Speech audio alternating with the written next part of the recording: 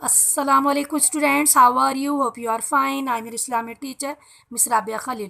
Now I will start question number 7, रोज़े की फ़जीलत और माशरत। क्वेश्चन नंबर 7, रोज़े के बारे में अल्लाह ताला ने क्या इरशाद फरमाया है? आप जवाब लिखेंगे। अल्लाह ताला ने इरशाद फरमाया रोज़ा मेरे लिए है और मैं उसकी इजाज़त दूंगा।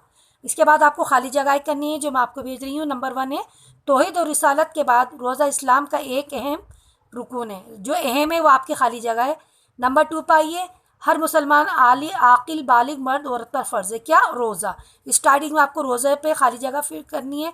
नंबर 3 पे आइए सफ़र के दौरान ना रखने की इजाज़त है क्या? रखने की इजाज़त नहीं है, रोज़ा। नंबर 4 रोज़ा सुबह से आफ्ताब तक रखा जाता है। इसमें 2 ऑप्शन है, सुबह सादिक से लेकर गुरूब आफ्ताब तक रखा जाता है। नंबर 5 पे आइए रोज़ा रखने से में दिल लगता है। किस में दिल लगता है? रोज़ा रखने से इबादत में दिल लगता है। ऑप्शन जो है इबादत। अब इसके बाद आपको सवाल नंबर 3 इशारों की मदद से जो करना है वो पेज नंबर 60 पर है। आपको जो इशारे की मदद से नाम लिखने हैं वो इशारे आपको लिखे हुए हैं, आपको सिर्फ नाम सामने लिखने हैं।